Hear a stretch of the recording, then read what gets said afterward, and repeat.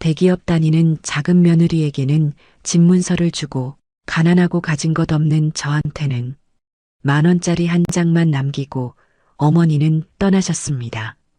3년 동안 대소변을 받아가며 밤낮으로 모셨는데 장례식장에서 사람들이 수군거렸습니다. 3년 동안 그렇게 고생했는데 10,000원이라니 세상에 하면서요. 동서는 입꼬리가 올라가 있었어요. 어머니가 저를 딸이라고 하셨는데 결국 가난한 며느리는 며느리일 뿐이었나 봐요. 하지만 몇 달 후 우연히 10,000원짜리 봉투를 다시 열게 됐습니다. 오늘의 사연 시작합니다. 무료로 하실 수 있는 구독 버튼과 좋아요를 눌러주시면 매일 감동적인 사연으로 찾아오겠습니다. 제 이름은 김정선입니다. 박종호 씨 아내이자 윤영숙 씨 며느리입니다. 어머니라는 단어를 처음 입에 담았을 때 제 나이 25이었습니다. 그 전까지 저는 단 한 번도 누군가를 어머니라고 불러본 적이 없었어요. 12살 때 아버지가 돌아가시고 그해 겨울 어머니는 집을 나가셨습니다. 남겨진 건 저와 9살 둘째, 7살 셋째, 5살 막내, 넷뿐이었어요. 눈이 쏟아지던 겨울이었습니다. 그날 밤을 잊을 수가 없어요. 어머니가 문을 열고 나가시던 그 소리, 눈 쌓인 마당을 가로질러 가시던 뒷모습, 대문 밖으로 사라지시던 그 순간이 지금도 눈에 선합니다. 막내가 울면서 불렀어요. 엄마, 엄마 어디가 하면서요. 하지만 어머니는 돌아보지 않으셨습니다. 그날 밤 저는 동생 셋을 이불 속에 재우고 혼자 부엌에 앉아 쌀독을 열어봤어요. 바닥이 훤히 보였습니다. 찬장을 열어봤더니 된장 한 덩이와 고춧가루 조금, 그리고 김치 몇 포기가 전부였어요. 그날 밤 창문 너머로 보이는 별들이 유난히 많았습니다. 저는 그 별들을 보면서 생각했어요.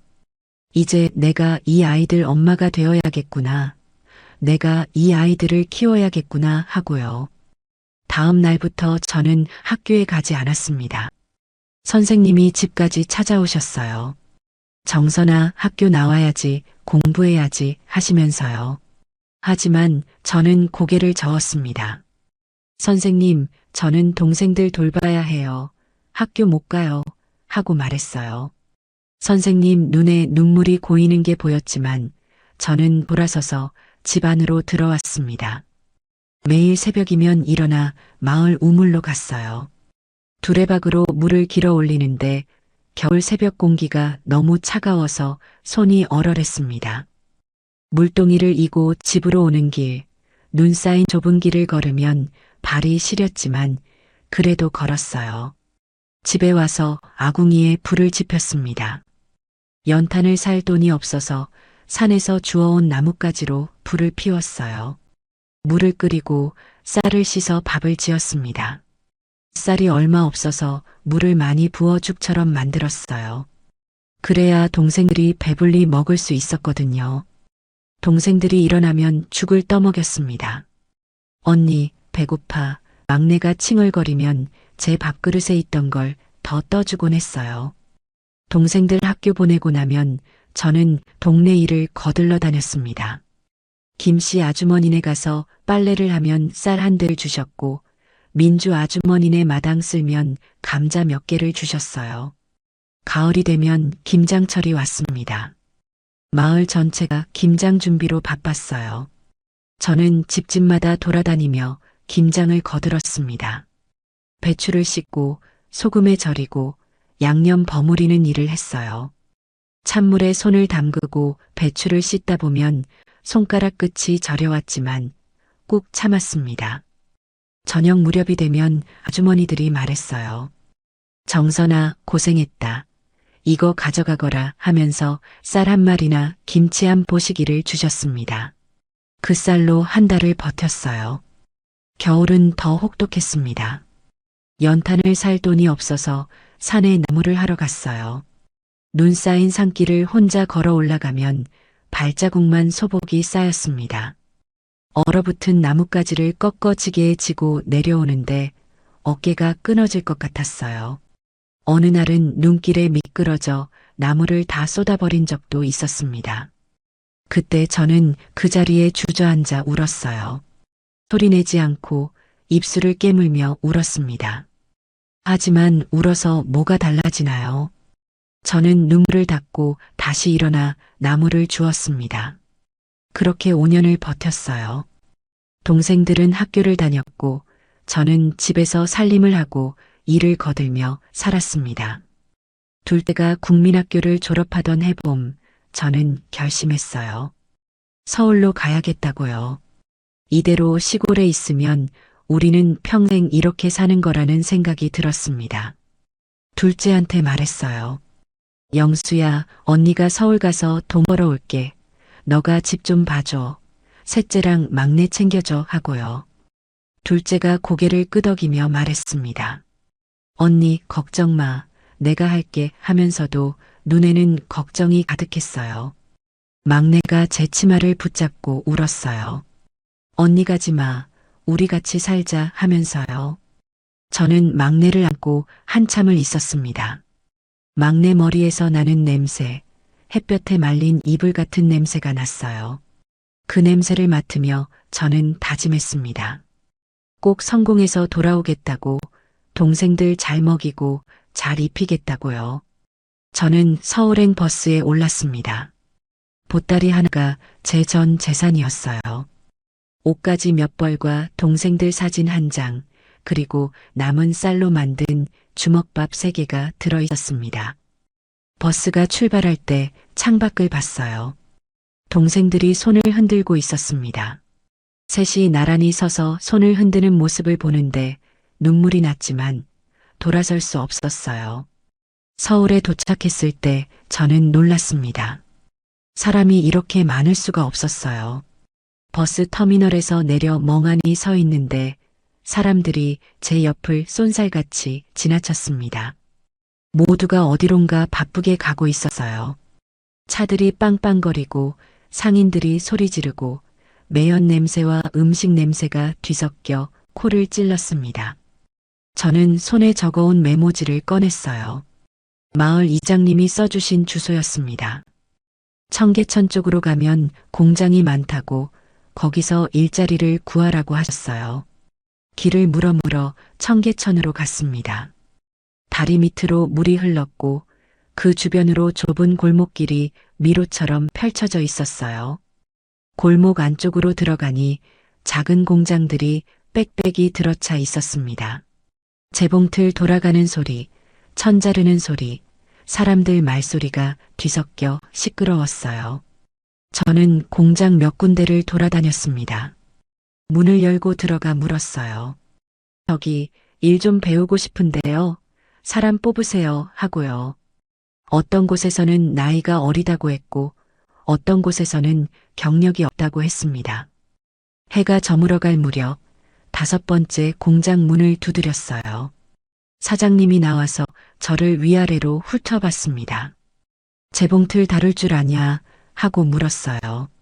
저는 솔직하게 대답했습니다. 아니요, 못해요 하고요. 사장님이 한숨을 쉬며 말했어요. 그럼 일단 심부름이나 해. 보따리 나르고 청소하고 한 달에 2만 원 줄게 하시면서요. 저는 얼른 고개를 숙였습니다. 감사합니다. 열심히 하겠습니다. 하고 말했어요. 그날부터 공장 생활이 시작됐습니다. 새벽 6시에 일어나서 밤 10시까지 일했어요. 보따리를 나르고 천을 자르고 바닥을 쓸고 재봉틀 앞에 앉은 언니들 시중을 들었습니다. 점심시간에는 공장 뒤 골목 구석에 앉아 주먹밥을 먹었어요. 다른 언니들은 도시락을 싸왔지만 저는 쌀이 없어서 주먹밥도 못 싸올 때가 많았습니다. 그럴 땐 물만 마시고 버텼어요.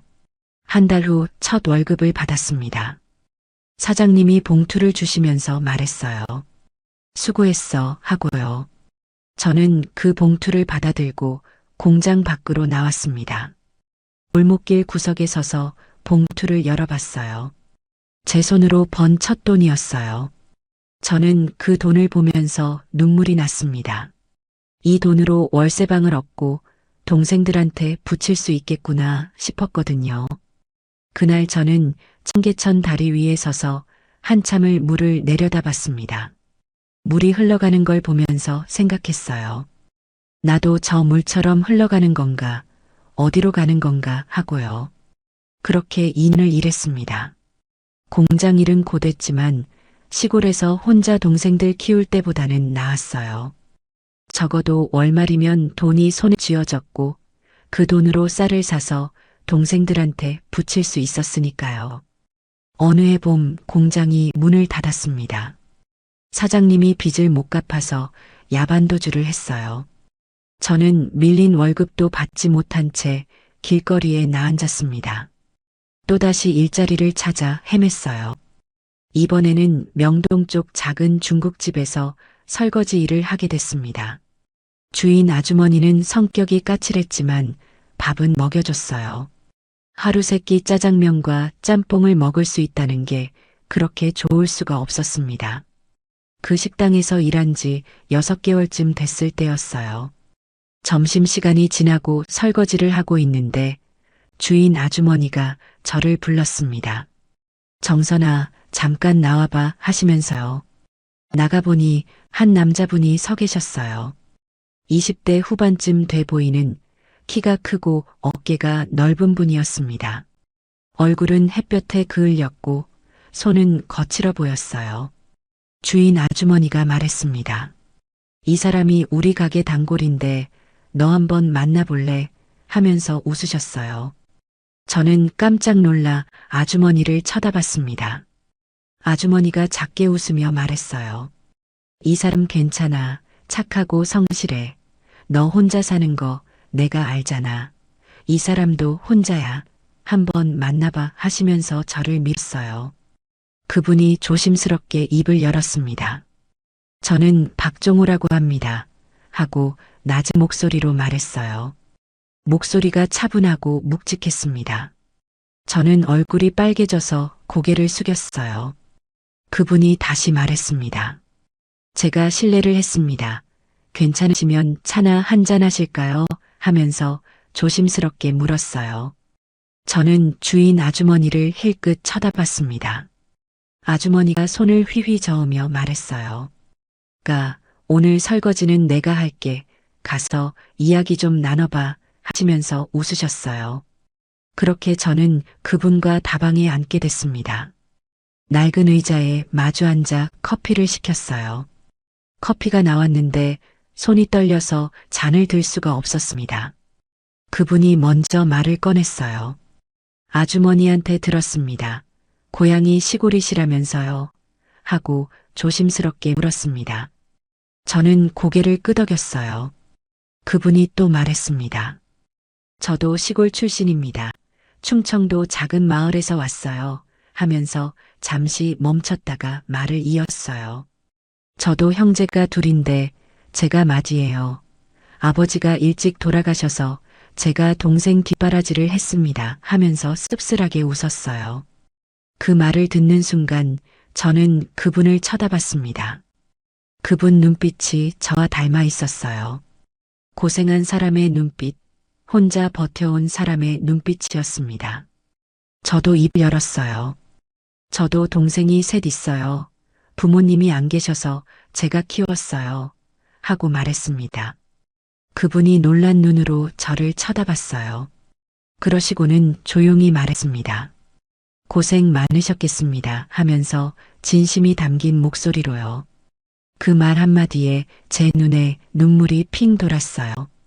누군가 제게 고생했다고 말해준 건 처음이었거든요. 그날 이후로 우리는 자주 만났습니다. 종호 씨는 철공소에서 일했어요. 손이 시커멓게 그을려 있었고 손톱 밑에는 기름때가 끼어 있었습니다. 하지만 저는 그 손이 믿음직스러웠어요. 이 사람도 저처럼 손으로 일하며 살아온 사람이구나. 이 사람은 저를 이해할 수 있겠구나 싶었습니다. 6개월쯤 만났을 때 종호 씨가 청혼을 했어요. 다방에 앉아서 한참을 머뭇거리다가 말했습니다. 저는 돈도 없고 변변한 사람은 아니지만 정선 씨를 평생 소중히 대하겠습니다. 결혼해 주시겠습니까? 하면서 고개를 숙였어요. 저는 잠시 망설였습니다. 이 사람과 결혼하면 어떻게 될까? 행복할 수 있을까? 하는 생각이 스쳤어요. 하지만 종호 씨 눈을 보는 순간 알았습니다. 이 사람은 저를 버리지 않을 거라고, 이 사람과 함께라면 괜찮을 거라고요. 저는 고개를 끄덕였어요. 그러자 종호 씨 얼굴에 환한 웃음이 번졌습니다. 고맙습니다. 정말 고맙습니다. 하면서 제 손을 꼭 잡았어요. 우리는 그해 가을에 결혼했습니다. 예식장도 없이 동네 사진관에서 사진 한 장 찍고 작은 중국집에서 짜장면을 먹었어요. 주인 아주머니와 종호 씨 직장 동료 몇 명이 전부였습니다. 하지만 행복했어요. 결혼하고 나서 종호 씨가 말했습니다. 어머니가 당신 만나고 싶어 하셔. 이번 주말에 우리 집에 가자 하고요. 저는 떨렸어요. 시어머니라는 분을 뵙는 게 처음이었으니까요. 주말이 되어 시댁으로 갔습니다. 시댁은 서울 변두리 작은 동네에 있었어요. 골목길을 따라 걷다 보니 고깃집 간판이 보였습니다. 종호 씨가 말했어요. 저게 우리 어머니 가게야 하면서 가리켰습니다. 가게 문을 열고 들어갔어요. 안에는 손님 몇 분이 고기를 굽고 계셨고 주방 쪽에서 한 분이 나오셨습니다. 50대 중반쯤 돼 보이는 작은 체구에 머리를 단정하게 묶으신 분이었어요. 얼굴에는 세월의 흔적이 역력했지만 눈빛은 따뜻했습니다. 그분이 저를 보더니 환하게 웃으셨어요. 종호 아내가 왔구나 하시면서 앞치마를 벗으며 다가오셨습니다. 저는 얼른 인사를 드렸어요. 어머님, 안녕하세요. 저는 김정선이라고 합니다. 하고 깊게 허리를 숙였습니다.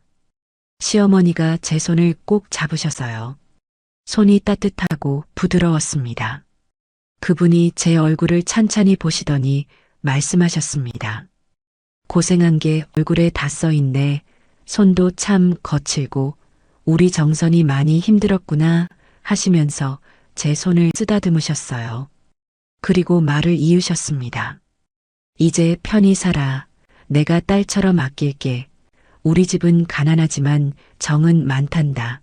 하시면서 눈시울이 붉어지셨어요. 그 말을 듣는 순간 제 눈에서 눈물이 쏟아졌습니다. 시어머니가 저를 안아주셨어요. 울지 마.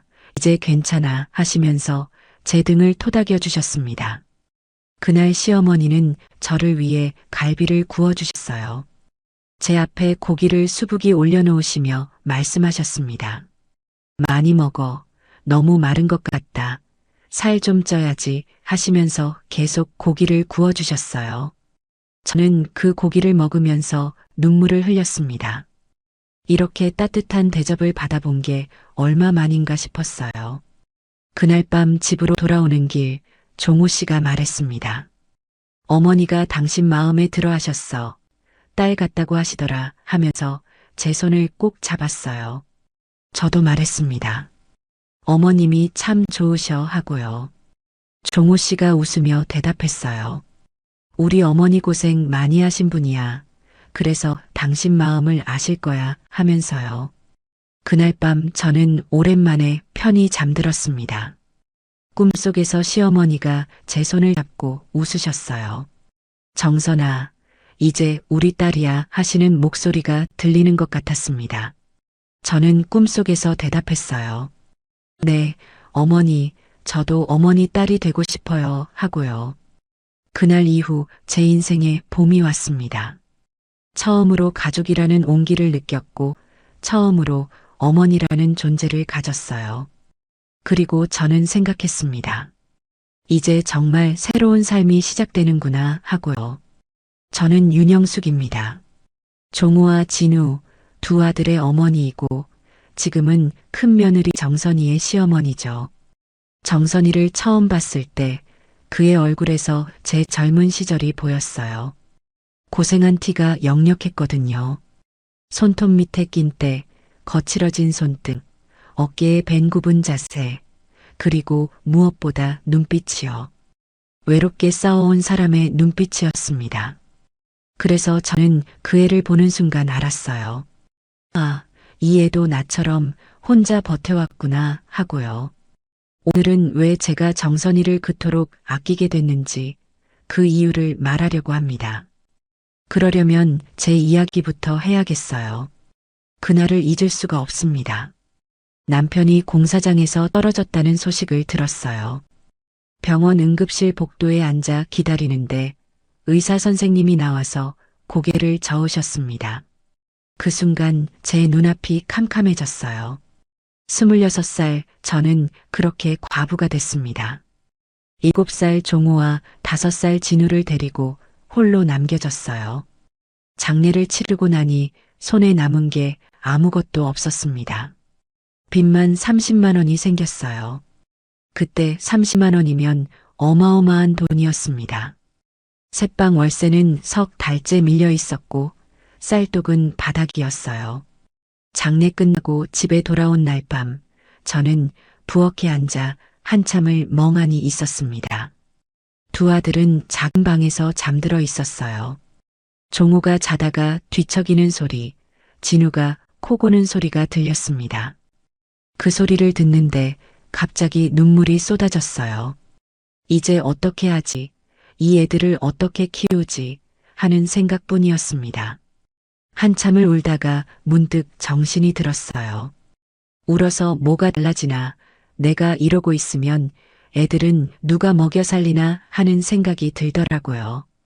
저는 눈물 훔치고 일어섰습니다. 새벽이 오기 전에 뭐라도 해야겠다는 생각이 들었어요.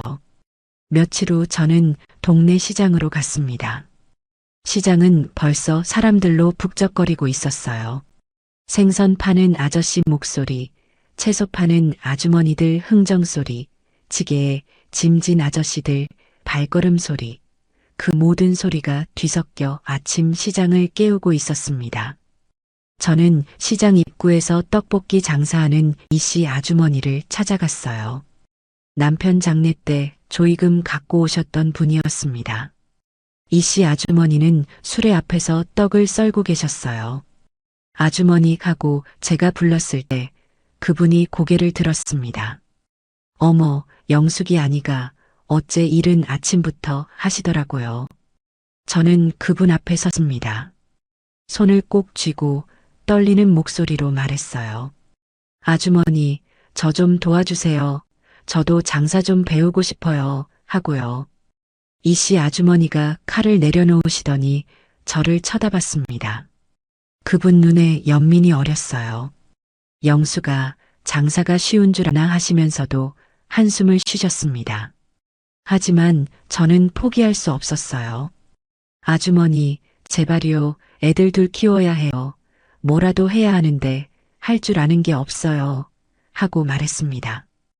이씨 아주머니가 한참을 저를 보시더니 고개를 끄덕였어요.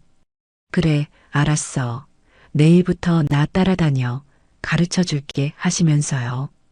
그날 밤 저는 오랜만에 잠을 잤습니다. 희망이 생겼거든요. 다음 날부터 제 인생이 완전히 바뀌었어요. 새벽 4시에 일어나 시장으로 갔습니다. 이씨 아주머니가 떡 써는 법을 가르쳐 주셨어요. 칼을 쥐는 법부터 떡을 어떻게 자르면 모양이 예쁜지, 어묵은 어떻게 손질하는지 하나하나 알려주셨습니다. 그리고 고추장 양념 만드는 법도 가르쳐 주셨어요. 고추장에 물엿 넣고 설탕 넣고 간장 좀 넣고 다진 마늘 넣고 참기름 몇 방울 떨어뜨리면 떡볶이 양념이 됐습니다. 첫날 제가 만든 양념을 이씨 아주머니가 맛보시더니 고개를 끄덕였어요. 그래, 이 정도면 팔만해 하시면서요. 일주일 동안 이씨 아주머니 옆에서 배웠습니다. 그리고 아주머니가 말씀하셨어요. 영수가 이제 내가 해봐. 나 옆에 있을게 하시면서요. 제 첫 장사날이었습니다. 아주머니가 낡은 수레 하나를 빌려주셨어요.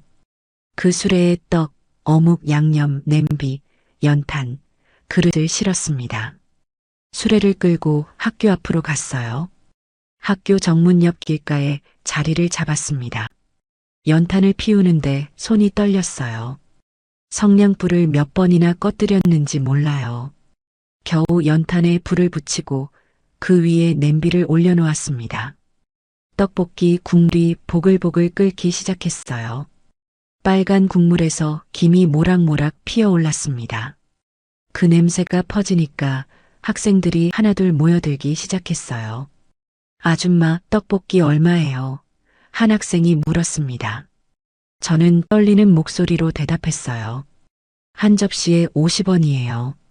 그 학생이 50원짜리 동전을 내밀었습니다. 떡볶이 하나 주세요 하면서요.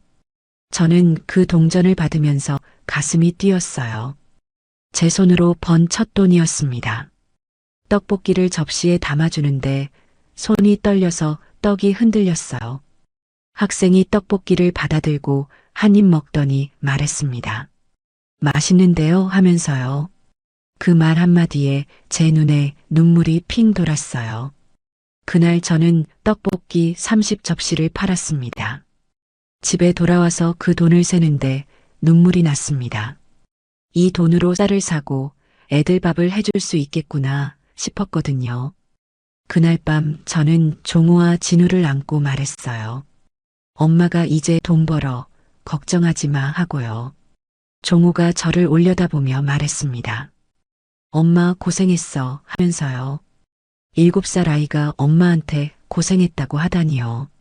저는 종우를 꼭 안았습니다. 그날부터 저는 매일 새벽 4시에 일어났어요. 시장에 가서 떡과 어묵을 사고 양념을 만들고 수레를 끌고 학교 앞으로 갔습니다. 비가 오나 눈이 오나 나갔어요. 한겨울에는 손이 얼어서 떡을 자를 수가 없었습니다. 손가락이 빨갛게 부어올랐고 손톱 밑이 터져서 피가 났어요. 그래도 쉴 수 없었습니다. 하루 쉬면 그날 먹을 게 없었으니까요. 여름에는 지옥이었어요. 햇볕이 내리쬐는 길거리에서 연탄불 앞에 서 있으면 숨이 막혔습니다. 땀이 등을 타고 흘러내렸고 옷이 땀에 젖어 몸에 달라붙었어요. 어느 날은 너무 더워서 쓰러질 뻔했습니다. 눈앞이 핑 돌면서 다리에 힘이 풀렸어요. 그때 옆에서 떡볶이 사 먹던 학생이 저를 붙잡아줬습니다.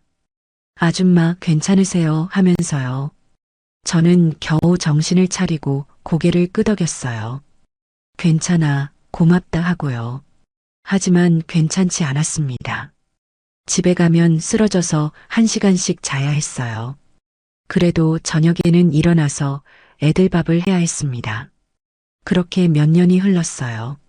종우가 국민학교를 졸업하고 중학교에 들어갔습니다. 그해 봄이었어요. 종우가 학교에서 돌아와 제게 말했습니다. 엄마, 나 신문 배달하고 싶어 하고요. 저는 설거지하던 손을 멈추고 종우를 돌아봤어요. 신문 배달은 왜 공부해야지 하고 물었습니다. 종우가 고개를 숙이며 말했어요. 엄마 혼자 힘들잖아. 나도 돈 벌고 싶어. 진우 공책 사주고 싶고 하면서요. 그 말을 듣는데 가슴이 무너졌습니다. 13살짜리 아이가 엄마 걱정을 하고 동생 걱정을 하다니요. 저는 종우 앞에 앉았어요. 그리고 종우 손을 잡으며 말했습니다. 종우야, 넌 공부만 하면 돼. 엄마가 다 할게 하고요. 하지만 종우는 고개를 저었어요. 엄마, 나 하고 싶어. 남자는 이 정도는 해야지 하면서요. 저는 종우 얼굴을 보며 한참을 생각했습니다. 이 아이가 정말 하고 싶어 하는 것 같았어요. 그리고 솔직히 도움이 필요하기도 했습니다. 떡볶이 장사만으로는 두 아들 학비를 감당하기 힘들었거든요. 저는 고개를 끄덕였어요. 그래, 알았어. 대신 학교는 꼭 다녀야 해 하고 말했습니다. 종우가 환하게 웃으며 대답했어요. 당연하지, 걱정 마 하면서요. 그날부터 종우는 새벽에 신문을 돌리기 시작했습니다. 새벽 5시에 일어나 자전거에 신문을 싣고 동네를 돌았어요. 그리고 학교 갔다가 방과 후에는 우유 배달을 했습니다. 저녁에는 동네 철공소에 가서 심부름도 했어요. 종우가 처음 월급을 받아온 날을 잊을 수가 없습니다. 종우가 집에 들어오더니 주머니에서 돈을 꺼냈어요. 엄마, 이거 하면서 제 손에 쥐어줬습니다. 3,000원이었어요. 저는 그 돈을 보면서 눈물이 났습니다. 종우야, 이건 내가 쓰렴 하고 말했어요. 그랬더니 종우가 고개를 저으며 말했습니다. 엄마, 나는 괜찮아. 이거 진우 학용품 사는 데 쓰고 남은 거 엄마가 써 하면서요. 저는 종우를 꼭 안았습니다. 이 아이가 너무 기특하고 너무 미안했어요. 그렇게 종우는 중학교 3년 내내 일을 했습니다. 공부도 열심히 했어요. 성적이 그렇게 나쁘지 않았습니다. 선생님이 종우한테 고등학교 가라고 하셨어요. 종우가 중학교 3학년 겨울 고등학교 입학시험을 봤습니다. 합격 발표가 나던 날 종우가 뛰어들어왔어요. 엄마, 나 붙었어 하면서 환하게 웃었습니다. 저는 기뻐서 종우를 안았어요. 우리 종우 잘했다. 정말 잘했어. 하고 말했습니다. 하지만 그 기쁨도 잠시였어요. 고등학교 입학금을 마련해야 했거든요. 입학금이 5만 원이었습니다. 저는 그 돈을 모으려고 밤낮으로 일했어요. 떡볶이 장사하고 저녁에는 시장 식당에서 설거지도 했습니다. 밤에는 집에 와서 부업으로 봉투 접기도 했어요. 하루에 서너 시간 자는 게 고작이었습니다. 겨우 입학금을 마련해서 종우를 고등학교에 보냈어요. 종우는 교복을 입고 학교에 가는 날 저한테 인사를 했습니다. 엄마 다녀올게 하면서요. 저는 종우 뒷모습을 보면서 눈물을 흘렸어요. 이 아이가 고등학교까지 가다니 기적 같았습니다. 하지만 행복은 오래가지 않았어요. 종우가 고등학교 1학년을 마치고 2학년이 되던 해봄이었습니다. 어느 날 종우가 학교에서 돌아와 제게 말했어요. 엄마, 나 학교 그만둘래 하고요. 저는 깜짝 놀라 물었습니다. 무슨 소리야? 왜 갑자기 하고요? 종우가 말했어요. 엄마, 진우 고등학교 들어가잖아. 진우는 공부 진짜 잘하잖아. 진우는 대학 가야 해 하면서요. 그 말을 듣는 순간 제 가슴이 찢어지는 것 같았습니다. 종우야, 너도 학교 다녀야지 하고 말했어요. 하지만 종우는 고개를 저었습니다. 엄마, 나는 괜찮아. 나는 일하는 게 더 좋아. 진짜야 하면서 애써 웃었어요. 저는 종우 얼굴을 보며 알았습니다. 이 아이가 거짓말하고 있다는 걸요. 학교 다니고 싶은 거 다 아는데 동생 때문에 포기하는 거였어요. 저는 종우를 안고 울었습니다. 미안해, 엄마가 미안해 하고 말했어요. 종우가 제 등을 토닥이며 말했습니다. 엄마, 울지 마. 나 진짜 괜찮아. 하면서요. 하지만 종우 목소리도 떨리고 있었어요. 결국 종우는 고등학교를 그만뒀습니다. 그리고 동네 철공소에 정식으로 취직했어요. 종우가 처음 철공소에 출근하던 날, 저는 멀리서 지켜봤습니다. 17살 아이가, 아직 어린 티가 가시지도 않은 아이가 시커먼 기름때 묻은 작업복을 입고 공장으로 들어가는 모습을 보는데 눈물이 쏟아졌어요. 저는 그날 하루 종일 울었습니다. 종우가 번 돈은 고스란히 집으로 들어왔어요. 그 돈으로 저는 진우를 고등학교에 보냈습니다. 진우는 공부를 정말 잘했어요. 학교에서 상도 받아오고 선생님한테 칭찬도 많이 받았습니다. 진우가 대학에 합격했을 때 저는 기뻐서 펑펑 울었어요. 종우도 정말 좋아했습니다. 진우야, 축하해. 우리 집안에서 대학생 나왔다. 하면서 진우 어깨를 두드렸어요. 진우가 대학 다니는 동안 종우는 더 열심히 일했습니다. 철공소에서 일하고 저녁에는 건설 현장에도 나갔어요. 몸이 성한 날이 없었습니다. 손은 거칠어졌고 얼굴은 까맣게 그을렸어요. 하지만 종호는 한 번도 힘들다는 소리 하지 않았습니다. 진우가 졸업하고 대기업에 취직했을 때 저는 하늘이 무너진 줄 알았어요. 기쁨이 너무 커서 어떻게 해야 할지 몰랐습니다. 종호도 울었어요. 진우 손을 잡고 너 잘됐다. 정말 잘했다. 하면서 눈물을 흘렸습니다. 진우도 울면서 말했어요. 형, 미안해. 형이 나 뒷바라지해줘서 내가 여기까지 온 거야 하고요. 종호가 고개를 저으며 말했습니다. 무슨 소리야. 내가 잘해서 그런 거지 하면서요. 그날 저는 생각했어요. 이제 조금 숨 돌릴 수 있겠구나 하고요. 그런데 제 인생에 또 한 번 전환점이 찾아왔습니다. 떡볶이 장사를 시작한 지 15년이 지났을 때였어요. 저는 그동안 조금씩 돈을 모았습니다. 하루에 벌어서 하루 먹고 사는 게 아니라 조금씩 저축을 했어요. 그 돈으로 작은 가게를 얻었습니다. 시장통 골목 안쪽에 있는 조그만 가게였어요. 거기서 떡볶이 장사를 시작했습니다. 더 이상 길거리에서 술에 끌고 다니지 않아도 됐어요. 손님들이 가게로 찾아왔습니다. 장사가 잘 됐어요. 몇 년 후에는 떡볶이뿐 아니라 튀김, 순대도 팔기 시작했습니다. 그리고 또 몇 년 후 저는 작은 고깃집을 열었어요. 떡볶이 장사로 모은 돈과 대출을 합쳐서 가게를 얻었습니다. 처음엔 작은 가게였지만 정성껏 장사를 했어요. 고기도 좋은 걸로 쓰고 손님들한테 친절하게 대했습니다. 입소문이 나면서 장사가 잘 됐어요. 몇 년 후에는 가게를 더 큰 곳으로 옮겼습니다. 그리고 아예 건물을 샀어요. 작은 건물이었지만 제 이름으로 된 건물이었습니다. 노점에서 시작해서 건물주가 되다니 꿈만 같았어요. 종호한테 말했습니다. 종호야, 엄마가 건물 샀어 하고요. 종호가 놀라며 물었어요. 엄마, 진짜야, 어떻게 하고요.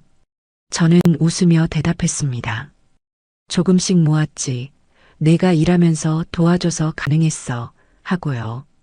종호가 저를 안으며 말했어요. 엄마 고생 많았어. 정말 대단해 하면서요. 저는 종호 등을 토닥이며 생각했습니다. 이제 종호도 장가 보내야겠구나 하고요. 그리고 얼마 후 종호가 정선이를 데려왔습니다. 가게 문을 열고 들어오는 정선이를 봤을 때 저는 가슴이 뛰었어요. 그의 얼굴에서 젊은 시절 제 모습이 보였거든요. 고생한 티가 역력했습니다. 손이 거칠고 어깨가 굽어 있고 눈빛이 외로워 보였어요. 저는 정선이 손을 잡으며 말했습니다. 고생 많았구나. 우리 큰애 엄마 이제 편히 살아. 내가 딸처럼 아낄게 하고요. 정선이 눈에 눈물이 고였어요. 그 눈물을 보는 순간 저는 확신했습니다. 이 애는 내 딸이다. 내가 못 낳은 딸이다 하고요. 그날 밤 저는 오랜만에 편히 잠들었습니다. 꿈속에서 젊은 시절 제 모습이 보였어요. 시장통 노점에서 떡을 썰던 제 모습, 연탄불 앞에서 땀 흘리던 제 모습, 그리고 정선이가 그 옆에 서 있었습니다. 저는 꿈속에서 정선이 손을 잡았어요.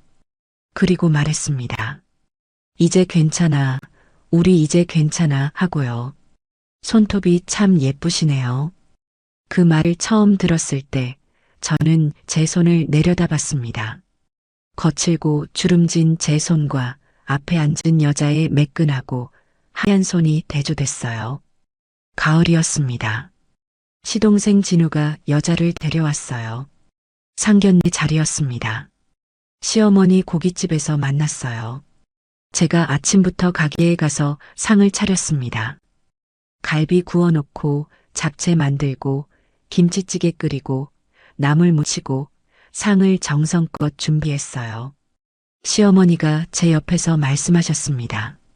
정선아 고맙다. 내가 있어서 내가 산다 하시면서요. 저는 괜찮다고 당연한 거라고 대답했어요. 오후 2시쯤 진우가 여자와 함께 들어왔습니다. 키가 크고 날씬한 여자였어요. 머리를 단정하게 묶었고 옷도 깔끔하게 차려입었습니다. 화장도 곱게 했고 손톱엔 연한 핑크색 매니큐어가 칠해져 있었어요. 진우가 소개했습니다. 형님, 형수님, 어머니, 제 여자친구 서지연입니다. 하고요. 지연이라는 여자가 공손하게 인사했어요. 안녕하세요. 서지연입니다. 잘 부탁드립니다. 하면서요. 목소리가 또렷하고 자신감 있었습니다. 시어머니가 반갑게 맞으셨어요. 어서 와, 앉아. 우리 진우가 애기 많이 했어. 하시면서요. 지연이가 웃으며 앉았습니다. 저도 인사를 했어요. 반가워요. 저는 큰며느리 김정선이에요. 하고요. 지연이가 저를 보며 말했습니다. 언니 반가워요. 하면서 손을 내밀었어요. 저는 그 손을 잡았습니다. 그때 지연이가 제 손을 보며 말했어요. 언니 손이 좀 거칠으시네요. 일 많이 하셨나 봐요. 하면서요. 그 말투가 묘했습니다. 동정하는 건지 무시하는 건지 알 수 없는 톤이었어요. 저는 웃으며 대답했습니다. 일 좀 했어요. 하고요. 지연이가 자기 손을 보며 말했습니다. 저는 손톱이 약해서 조심해야 해요. 물이라면 금방 트거든요. 하면서요. 시어머니가 얼른 말씀하셨어요. 그래, 그럼 조심해야지. 진우 아내는 일 안 해도 돼. 하시면서요. 저는 그 말을 듣고 가슴이 싸했습니다. 하지만 내색하지 않았어요. 밥상을 차려내며 웃으며 말했습니다. 많이 드세요. 제가 아침부터 준비했어요. 하고요. 지연이가 상을 보며 말했습니다. 우와, 정성 대단하시네요. 요즘 시대에 이렇게까지 하시는 분 드물어요. 하면서요. 그 말에 칭찬인지 비아냥인지 헷갈렸어요. 하지만 저는 그냥 웃었습니다. 식사를 하면서 진우가 말했어요. 어머니, 저희 내년 봄에 결혼하려고요. 하고요. 시어머니가 기뻐하셨습니다. 그래, 좋아. 우리 진우도 장가가는구나. 하시면서요. 저도 축하한다고 말했어요. 그날 상견례는 그렇게 끝났습니다. 하지만 제 마음 한구석이 불편했어요. 왜 그랬는지 그때는 정확히 몰랐습니다. 지연이라는 여자에게서 느껴지는 뭔가가 있었어요. 겉으론 공손하고 예의 바르지만 속은 다른 것 같은 느낌이었습니다. 그해 겨울, 진우와 지연이가 결혼했어요. 결혼식은 강남 쪽 큰 예식장에서 했습니다. 하객이 200명도 넘었어요. 지연이 쪽 하객들은 옷을 잘 차려입었고 차도 좋은 걸 타고 왔습니다. 저희 쪽 하객들은 소박했어요. 시어머니 가게 손님들, 동네 사람들, 종호 직장 동료들이 왔습니다. 양쪽이 너무 달라 보였어요. 결혼식 끝나고 피로연에서 지연이 어머니가 시어머니한테 말했습니다. 사돈님, 아이들 신혼집은 저희가 마련했어요. 강남에 아파트 하나 샀습니다. 하면서요. 시어머니가 놀라셨어요. 어머, 그렇게까지 하셨어요. 고맙습니다. 하시면서요. 지연이 어머니가 웃으며 말했습니다. 우리 딸이 귀하게 자라서요.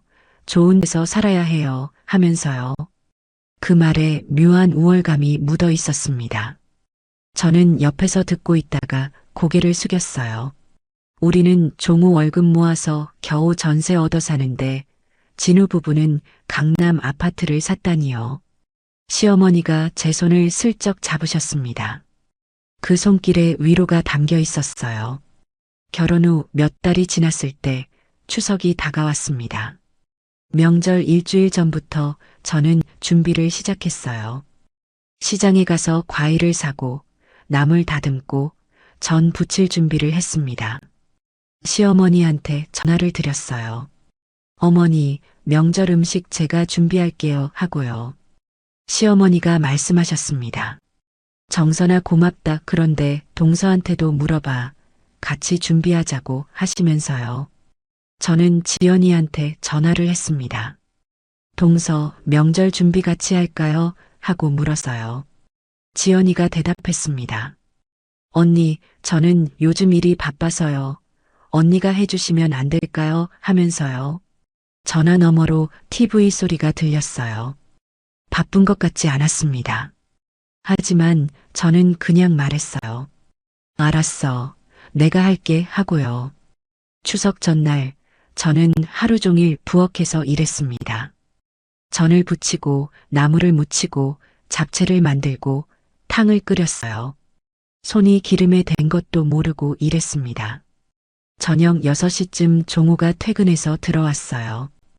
여보, 힘들지? 내가 도와줄까? 하고 물었습니다. 저는 괜찮다고 했어요. 당신은 쉬어. 내일 명절인데 피곤하면 안 되지 하고요.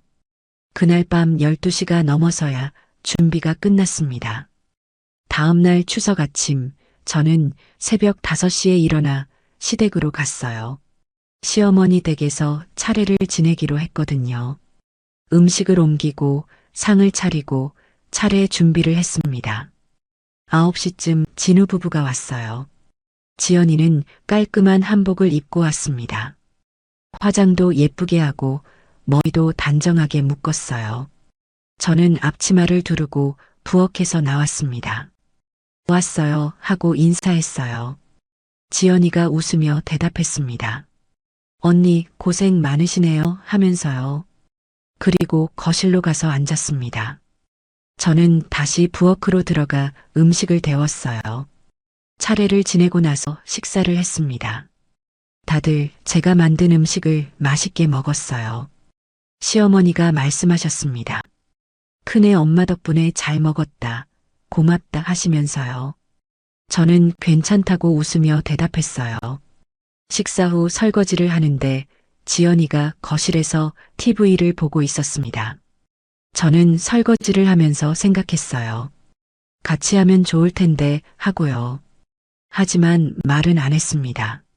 며느리가 시어머니한테 동서일 안 한다고 고자질할 수도 없는 노릇이었어요. 그냥 혼자 다 했습니다. 설거지를 끝내고 나오니 오후 2시였어요. 지연이가 진우한테 말했습니다. 여보, 우리 이제 갈까? 오후에 약속 있잖아 하면서요. 진우가 시어머니한테 말했어요. 어머니, 저희 먼저 갈게요 하고요. 시어머니가 아쉬워하셨습니다. 벌써 저녁 먹고 가지 하시면서요. 하지만 진우 부부는 일어섰어요. 다음에 올게요 하고 나갔습니다. 저는 그들이 나간 후에도 저녁 준비를 했어요. 시어머니와 종호 그리고 저 셋이서 저녁을 먹었습니다. 시어머니가 한숨을 쉬시며 말씀하셨어요. 진우 부부는 바쁜가 봐 하시면서요. 저는 대답하지 않았습니다. 그냥 웃으며 반찬을 더 드리라고 했어요. 그해 겨울 김장철이 왔습니다. 시어머니가 전화하셨어요. 정선아 이번 주말에 김장 담그자 하시면서요. 저는 알았다고 대답했어요. 그리고 지연이한테도 전화했습니다. 동서, 이번 주말에 김장하는데 같이 할래요 하고요. 지연이가 대답했습니다. 언니, 저는 손톱이 약해서요. 김장 담그면 손이 다 상해요 하면서요. 저는 속으로 한숨이 나왔지만 참았어요. 알았어 하고 전화를 끊었습니다. 주말에 시어머니 댁 마당에서 김장을 했어요. 배추 쉼폭이었습니다. 저는 새벽부터 나가서 배추를 절였어요. 소금물에 배추를 담그고 뒤집고 또 뒤집었습니다. 손이 얼얼하고 허리가 아팠어요. 오후에 배추를 씻고 양념을 만들었습니다. 고춧가루, 젓갈, 마늘, 생강, 파를 썰어서 양념을 버무렸어요. 손에 고춧가루 양념이 묻어서 따가웠습니다. 그래도 묵묵히 일했어요. 시어머니가 옆에서 도와주셨습니다. 정선아 미안하다. 내가 혼자 다 하게 해서 하시면서요. 저는 괜찮다고 했어요. 어머니, 저 괜찮아요.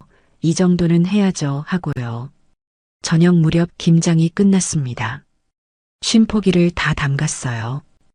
허리가 끊어질 것 같았고 손은 빨갛게 부어올랐습니다. 시어머니가 제 손을 보시며 말씀하셨어요. 손이 이렇게 됐네. 핸드크림 발라 하시면서 크림을 주셨습니다. 저는 고맙다고 하며 크림을 받았어요. 그때 진우 부부가 차를 타고 왔습니다. 김장 다 끝났을 때쯤 온 거예요. 지연이가 차에서 내리며 말했습니다. 어머님, 언니 고생 많으셨어요. 김장 다 끝나셨네요. 하면서요. 웃고는 있었지만 미안해하는 기색은 없었어요.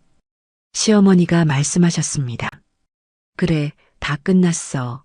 진우 아내도 왔으면 좋았을 텐데 하시면서요. 지연이가 대답했습니다. 어머님, 제가 손이 약해서요. 김장하면 손이 다 상해요. 다음에 다른 걸로 도와드릴게요 하면서요. 그리고 차 트렁크를 열었어요. 과일 상자 하나를 꺼내며 말했습니다. 어머님, 이거 드세요. 백화점에서 샀어요. 하면서요. 시어머니가 고맙다고 하셨어요. 저는 옆에서 그 모습을 보며 착잡했습니다. 과일 한 상자 사오는 것과 하루 종일 김장하는 것이 같을 수는 없는데 시어머니는 고맙다고 하셨어요. 저는 아무 말하지 않았습니다. 그냥 웃으며 김장 김치를 나눠 담았어요.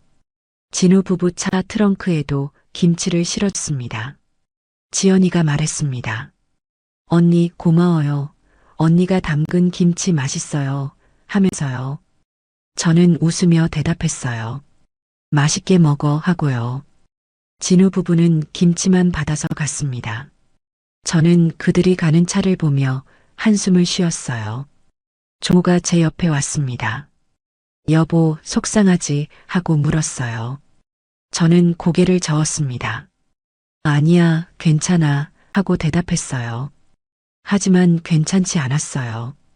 가슴 한구석이 답답했습니다. 그날 밤 집에 돌아와서 손을 씻는데 눈물이 났어요. 손이 너무 따가웠거든요. 종호가 제 뒤에서 말했습니다. 여보, 다음부턴 내가 도와줄게 하면서요. 저는 고개를 끄덕였어요. 하지만 속으로 생각했습니다. 당신이 도와줘야 할 게 아니라 동서가 같이 해야 하는 건데 하고요. 그 후로도 명절마다 제사마다 저는 혼자 준비했습니다. 지연이는 매번 핑계가 있었어요. 일이 바쁘다, 몸이 안 좋다, 약속이 있다 하면서요. 시어머니는 그럴 때마다 저한테 고맙다고 하셨어요. 큰애 엄마 덕분에 산다. 내가 없으면 어떡하나 하시면서요. 저는 그 말이 고마우면서도 서운했습니다. 고맙다는 말만 들으면 뭐하나 제대로 대우받지도 못하는데 하는 생각이 들었어요. 하지만 내색하지 않았습니다. 그냥 웃으며 괜찮다고 당연한 거라고 말했어요. 어느 날 시어머니 댁에 갔을 때였습니다. 시어머니가 저를 안방으로 부르셨어요. 정선아 이리 와봐 하시면서요. 저는 안방으로 들어갔습니다. 시어머니가 서랍에서 봉투 하나를 꺼내셨어요. 이거 받아 하시면서 제 손에 쥐어주셨습니다. 저는 깜짝 놀라 손을 저었어요. 어머니, 이건 뭐예요? 하고 물었습니다. 시어머니가 말씀하셨어요. 용돈이야. 내가 고생하는 거 내가 다 알아. 이거라도 받아 하시면서요. 저는 눈물이 핑 돌았습니다. 어머니, 괜찮아요. 저는 당연한 거 하는 건데요. 하고 말했어요. 하지만 시어머니가 제 손을 꼭 쥐며 말씀하셨습니다. 받아. 내가 내 딸 같아서 주는 거야 하시면서요. 저는 그 말을 듣고 울컥했어요. 어머니, 고맙습니다. 하고 말했습니다. 그날 집에 돌아와 봉투를 세어봤더니 10만 원이었어요. 많지 않은 돈이었지만 시어머니 마음이 담긴 돈이었습니다. 저는 그 돈을 고이 간직했어요. 하지만 한편으로는 생각했습니다. 지연이도 용돈 받을까 하고요. 아마 받았을 거예요. 어쩌면 저보다 더 많이 받았을지도 모릅니다. 시어머니는 두 며느리를 공평하게 대하시려고 애쓰는 분이었으니까요. 그렇게 몇 년이 흘렀습니다. 저는 시댁일을 다 도맡아 했어요. 명절, 제사, 시어머니 생신, 모든 걸 제가 준비했습니다. 지연이는 매번 얼굴만 비쳤어요. 음식은 먹고, 인사는 하고, 그리고 갔습니다. 저는 그럴 때마다 속으로 한숨을 쉬었지만 내색하지 않았어요. 그냥 웃으며 잘 가라고 조심히 가고 말했습니다. 종우가 어느 날 제게 물었어요. 여보, 동생네한테 한마디 하는 게 어때? 너만 고생하잖아 하고요. 저는 고개를 저었습니다. 괜찮아. 내가 하면 되지 하고 대답했어요. 하지만 속으로는 생각했습니다. 언젠가는 이 고생을 알아주겠지. 언젠가는 보상받을 날이 오겠지 하고요. 그때는 몰랐습니다. 그 보상이 어떤 식으로 올지, 그리고 그 과정에서 제 마음이 얼마나 무너질지요. 그날 아침 시어머니가 전화하셨을 때 목소리가 평소와 달랐습니다. 정선아, 나 오늘 좀 이상해. 머리가 너무 아파 하시면서요. 저는 순간 가슴이 철렁했어요. 어느 금요일 아침이었습니다. 어머니, 병원 가세요. 제가 모시고 갈게요. 하고 말했습니다. 시어머니가 괜찮다고 약 먹으면 나을 거라고 하셨어요. 하지만 저는 불안했습니다. 어머니, 제가 지금 바로 갈게요. 하고 전화를 끊었어요. 급하게 옷을 갈아입고 시어머니 댁으로 갔습니다. 택시를 탔는데 평소 20분 거리가 1시간처럼 느껴졌어요. 빨리 가주세요 하고 기사님께 말했습니다. 시어머니 댁에 도착해서 초인종을 눌렀는데 대답이 없었어요. 어머니, 저예요. 정선이에요. 하고 소리쳤습니다. 그래도 아무 소리가 없었어요. 저는 예비 열쇠로 문을 열고 들어갔습니다. 거실이 조용했어요. 어머니, 어머니 하고 부르며 안으로 들어갔습니다. 안방 문을 여는 순간 저는 비명을 질렀어요. 시어머니가 침대 옆 바닥에 쓰러져 계셨습니다. 어머니, 어머니 하고 달려가 몸을 흔들었어요. 시어머니 눈은 감겨 있었고 입에서는 침이 흘러나오고 있었습니다. 숨은 쉬고 계셨지만 의식이 없으셨어요. 저는 떨리는 손으로 119에 전화했습니다. 여기 사람이 쓰러졌어요. 빨리 와주세요. 하고 주소를 말했어요. 그리고 종우한테 전화했습니다. 여보, 어머니가 쓰러지셨어. 빨리 와. 하고 울먹이며 말했어요. 구급차가 도착할 때까지 저는 시어머니 옆에 앉아 손을 잡고 있었습니다. 어머니, 괜찮아요. 제가 여기 있어요. 하고 계속 말했어요.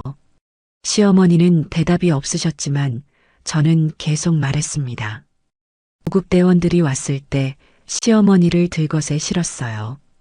저도 구급차를 따라 탔습니다. 구급차 안에서 대원이 물었어요. 언제부터 이러셨어요? 하고요. 저는 떨리는 목소리로 대답했습니다. 모르겠어요. 아침에 전화하셨을 때 머리 아프다고 하셨어요. 하고요. 대원이 시어머니 눈을 들여다보며 말했습니다. 뇌출혈 의심됩니다. 빨리 가야 해요. 하면서요. 그 말을 듣는 순간 제 눈앞이 캄캄해졌어요. 뇌출혈이라니 그게 얼마나 심각한 건지 알고 있었습니다. 병원 응급실에 도착했을 때 의사 선생님과 간호사들이 달려왔어요. 시어머니를 침대로 옮기고 여기저기 기계를 붙이고 주사를 놓았습니다. 저는 밖으로 나가라는 말에 복도로 나왔어요. 복도 의자에 앉아 기다리는데 다리가 후들거렸습니다. 30분쯤 지났을 때 종우가 달려왔어요. 어머니 어떻게 됐어? 하고 숨을 헐떡이며 물었습니다. 저는 울음을 참으며 대답했어요. 모르겠어. 지금 응급실에서 검사 중이야 하고요. 종우가 제 손을 꼭 잡았습니다. 그 손이 떨리고 있었어요. 얼마 후 진우도 왔습니다. 지연이는 안 왔어요. 진우가 물었어요. 형, 어머니 상태가 어때 하고요. 종호가 고개를 저으며 대답했습니다. 아직 몰라. 의사 선생님 나오시면 알겠지 하고요. 1시간쯤 지났을 때 의사 선생님이 나오셨습니다. 환자 보호자 되시죠? 하고 물으시더라고요. 저희 셋이 일어나서 대답했어요. 네, 저희가 아들들이고 이 사람이 며느리입니다. 하고요. 의사 선생님이 심각한 표정으로 말씀하셨습니다. 뇌출혈이 맞습니다. 상태가 좋지 않아요. 지금 당장 수술 들어가야 합니다. 하시면서요. 종호가 물었어요. 수술하면 괜찮아지나요? 하고요. 의사 선생님이 한숨을 쉬며 말씀하셨습니다. 최선을 다하겠습니다만 출혈이 많이 됐어요. 수술 후에도 후유증이 남을 수 있습니다. 하시면서요. 그 말을 듣는데 눈물이 쏟아졌어요. 저는 고개를 숙이고 울었습니다. 종호가 제 어깨를 안으며 말했어요. 울지 마, 어머니 괜찮아지실 거야 하면서도 목소리가 떨렸습니다. 수술 동의서에 사인을 하고 저희는 수술실 앞에서 기다렸어요. 수술이 6시간 걸렸습니다. 그 6시간이 평생처럼 느껴졌어요. 저는 수술실 문만 쳐다보며 기도했습니다. 제발 어머니 살려주세요 하고요. 저녁 7시쯤 수술실 불이 꺼졌어요. 의사 선생님이 나오셨습니다. 저희는 벌떡 일어나 선생님께 다가갔어요. 의사 선생님이 말씀하셨습니다.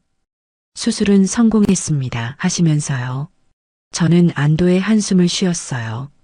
하지만 선생님 말씀이 이어졌습니다. 하지만 출혈량이 많아서 뇌 손상이 있습니다. 깨어나셔도 후유증이 있을 거예요. 하시면서요. 종호가 물었습니다. 어떤 후유증인가요? 하고요. 선생님이 대답하셨어요. 지금으로선 정확히 말씀드리기 어렵지만 거동이 불편하실 수 있습니다. 하시면서요. 그 말을 듣는데 가슴이 내려앉았습니다. 시어머니를 중환자실로 옮겼어요. 저희는 중환자실 밖에서 기다렸습니다. 연애 시간에 잠깐씩 들어가서 시어머니를 봤어요. 시어머니는 온몸에 줄이 연결된 채 누워 계셨습니다. 인공호흡기를 달고 눈을 감고 계셨어요. 저는 시어머니 손을 잡으며 말했습니다. 어머니, 저예요. 정선이에요. 어머니 꼭 깨어나세요. 하고요. 시어머니는 대답이 없으셨습니다. 일주일이 지나고 시어머니가 깨어나셨어요. 눈을 뜨셨을 때 저는 너무 기뻐서 울었습니다. 어머니 깨어나셨어요. 하고 손을 잡았어요. 시어머니가 저를 보시더니 입술을 움직이셨습니다. 소리는 안 나왔지만 제 이름을 부르시는 것 같았어요. 의사 선생님이 검사를 하셨습니다. 그리고 저희를 불러 말씀하셨어요. 의식은 돌아오셨지만 왼쪽 몸에 마비가 왔습니다. 하시면서요. 종호가 물었어요. 그럼 재활하면 걸을 수 있나요? 하고요. 선생님이 고개를 저으셨습니다. 어렵습니다. 연세도 있으시고 손상이 심해서 평생 거동이 불가능하실 겁니다. 하시면서요. 그 말을 듣는 순간 모든 게 무너지는 것 같았어요. 시어머니가 평생 누워 지내셔야 한다니요. 한 달 후 시어머니는 일반 병실로 옮기셨습니다. 말씀도 조금씩 하셨지만 여전히 몸을 움직일 수 없으셨어요. 대소변도 혼자 못 보셨고 식사도 누가 떠먹여 드려야 했습니다. 병원에서 퇴원하라는 통보가 왔어요. 더 이상 입원 치료가 필요 없다는 거였습니다. 그날 저녁 저희 가족이 모였습니다. 종호, 진우, 저, 그리고 지연이까지 왔어요. 병실 밖 복도에서 회의를 했습니다. 진우가 먼저 말을 꺼냈어요. 형수님, 어머니를 어떻게 모실지 생각해 봤어요. 하고요. 종호가 대답했습니다. 집으로 모셔야지 하고요. 그러자 지연이가 말했어요. 집에서 모시는 건 현실적으로 어려워요. 간병인을 써야 하는데 비용이 만만치 않잖아요. 하면서요. 그리고 말을 이었습니다. 요양원 알아보는 게 나을 것 같아요. 요즘 좋은 요양원 많아요 하면서요. 저는 그 말을 듣고 가슴이 답답했어요. 진우가 지연이 말에 동조했습니다. 형, 요양원이 현실적이에요. 전문 인력도 있고 24시간 케어받을 수 있어요 하면서요. 종호가 고개를 저었습니다. 어머니를 요양원에 보낼 순 없어 하고 말했어요. 진우가 따졌어요. 그럼 형이 모실 건데요. 형도 일해야 하고 형수님도 일하시잖아요 하면서요. 종호가 대답했습니다. 간병인을 쓰면 되지 하고요. 지연이가 말했어요. 간병인 비용이 한 달에 200만 원 넘어요. 그걸 누가 감당해요 하면서요. 종호가 말을 잇지 못했습니다. 실제로 저희 형편이 그렇게 여유롭지 않았거든요. 진우가 말했어요. 형, 요양원 비용은 저희도 분담할게요. 그게 현실적이에요 하면서요. 저는 그들의 대화를 듣고 있다가 입을 열었습니다. 제가 모실게요 하고 말했어요. 모두 저를 쳐다봤어요. 종호가 물었습니다. 당신이 어떻게 당신도 일해야 하잖아 하고요. 저는 대답했어요. 간병인이랑 돌아가면서 함께 모실게요 하고요. 지연이가 말했습니다. 언니, 그건 너무 무리예요. 간병이 얼마나 힘든지 아세요 하면서요. 저는 지연이를 쳐다봤습니다. 그리고 조용히 말했어요. 어머니는 저를 딸처럼 키워주셨어요. 제가 모시는 게 당연해요 하고요. 진우가 말했습니다. 형수님 마음은 고맙지만 현실을 봐야죠. 몇 년을 그렇게 할 건데요 하면서요. 저는 고개를 끄덕였습니다. 몇 년이든 제가 할게요 하고 대답했어요. 종호가 제 손을 잡으며 말했습니다. 당신 너무 무리하지 마 하고요. 저는 종호를 보며 말했어요. 여보, 제가 하고 싶어요. 어머니한테 받은 게 너무 많아요 하고요. 종호가 한참을 저를 보다가 고개를 끄덕였습니다. 알았어. 당신이 그렇게 하고 싶으면 그렇게 하자 하면서요. 진우와 지연이는 더 이상 말하지 않았어요. 하지만 표정이 복잡했습니다. 그날 밤 저는 결심했습니다. 시어머니를 제가 모시기로요. 일주일 후 시어머니를 집으로 모셨어요. 저희 집 안방에 침대를 들여놓고 시어머니를 누였습니다. 간병인을 일주일에 3번 쓰기로 했어요. 나머지 날은 제가 직접 돌봤습니다. 첫날 아침 저는 시어머니를 깨웠어요. 어머니, 일어나세요. 세수하셔야죠. 하고 말했습니다. 시어머니가 저를 보시며 눈물을 흘리셨어요. 떠듬떠듬 말씀하셨어요. 정선아, 미안하다 하시면서요. 저는 시어머니 눈물을 닦아드리며 말했습니다. 어머니, 미안하실 거 없어요 하고요. 시어머니 몸을 일으켜 세우고 수건으로 얼굴을 닦아드렸습니다. 그리고 죽을 쑤어 떠먹였어요. 시어머니가 한 숟가락 드실 때마다 저는 격려했습니다. 어머니, 잘하셨어요. 조금만 더 드세요 하면서요.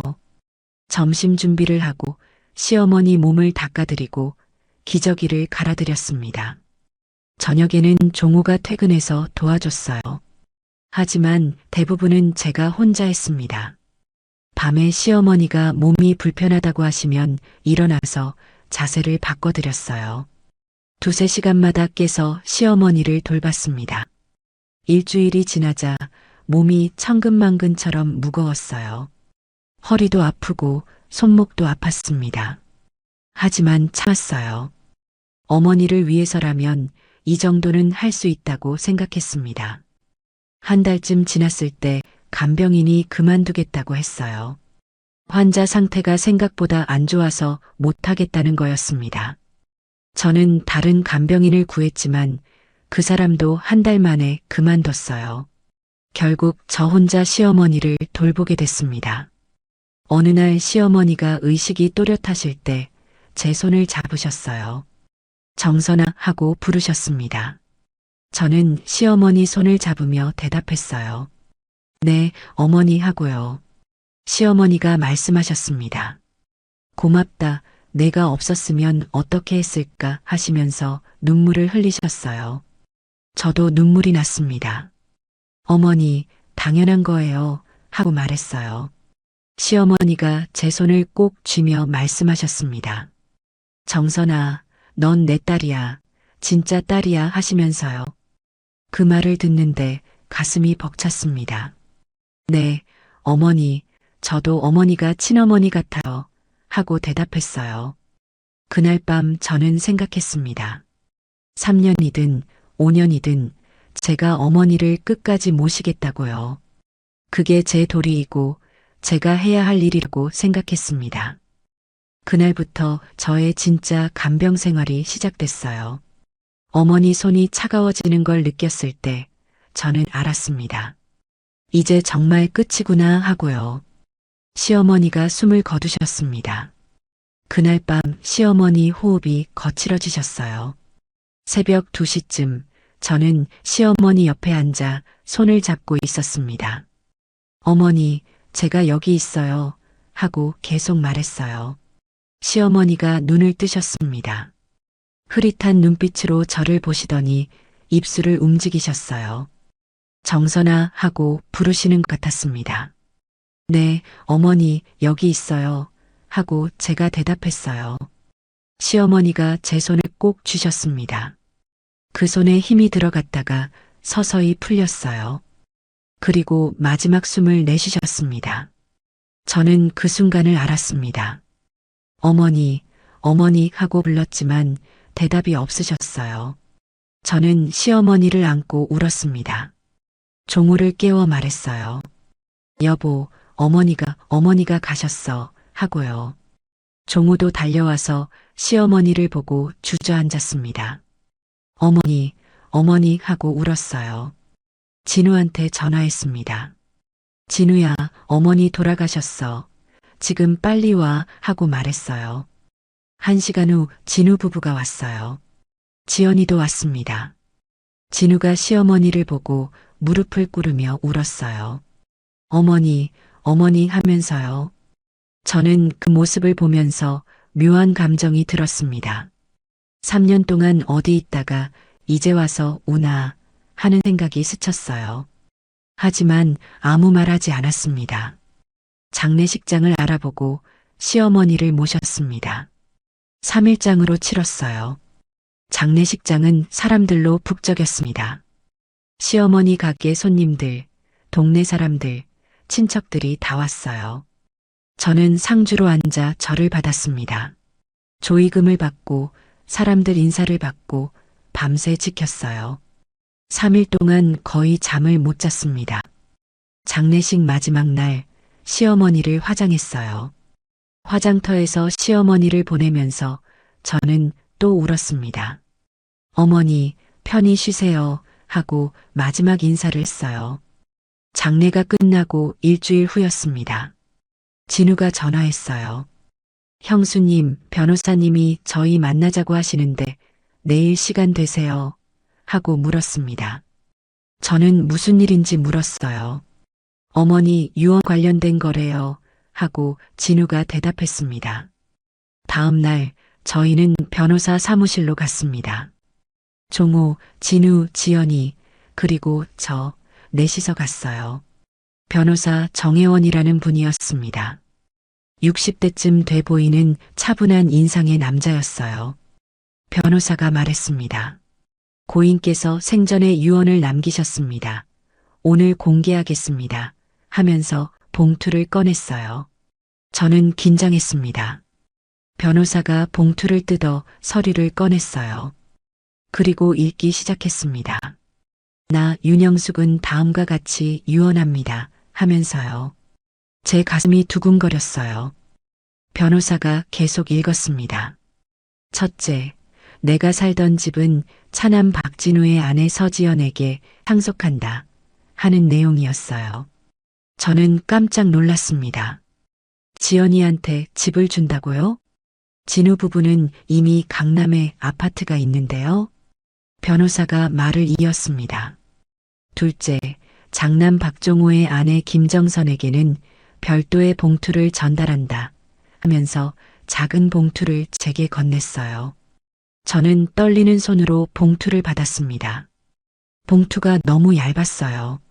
안에 뭐가 들었을까 싶어서 살짝 만져봤는데 종이 한 장 정도밖에 안 되는 것 같았습니다. 변호사가 말했습니다. 이상입니다 하면서 서류를 내려놓았어요. 진우와 지연이가 서로를 쳐다봤습니다. 지연이 얼굴에 기쁨이 스쳤어요. 입으론 놀란 척했지만 눈빛은 달랐습니다. 진우가 말했어요. 어머니가 저희한테 집을 주셨네요 하면서 지연이를 봤습니다. 지연이가 대답했어요. 어머님께서 그렇게 결정하셨나 봐요 하면서 애써 침착한 척했지만 입꼬리가 올라가 있었어요. 종우가 저를 쳐다봤습니다. 걱정스러운 눈빛이었어요. 저는 손에 든 봉투를 내려다봤습니다. 3년 동안 어머니를 모셨는데 봉투 하나라니요. 집에 돌아와서 봉투를 열었습니다. 손이 떨렸어요. 봉투 안에는 10,000원짜리 지폐 한 장이 들어 있었습니다. 딱 한 장이었어요. 저는 그 지폐를 보면서 멍했습니다. 10,000원이요? 3년 동안 밤낮으로 모신 게 10,000원이라고요? 돈을 바라고 어머니를 모신 건 아니었지만 서운했습니다. 종우가 옆에서 봉투를 봤어요. 그리고 아무 말도 못했습니다. 저도 말이 안 나왔어요. 그냥 10,000원짜리를 손에 쥐고 멍하니 앉아 있었습니다. 며칠 후 소문이 났습니다. 동네 사람들이 다 알게 됐어요.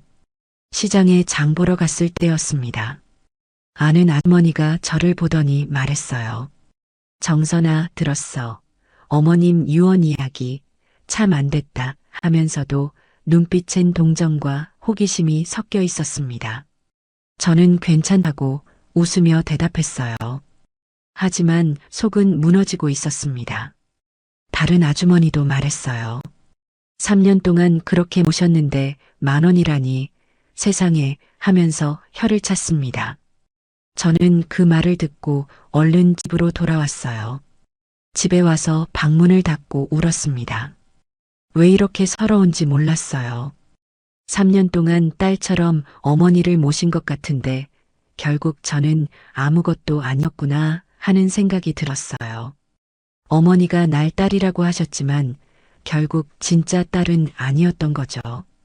명절 때 얼굴만 비추던 지연이가 집을 받고 3년 간병한 저는 10,000원을 받았습니다. 그게 현실이었어요.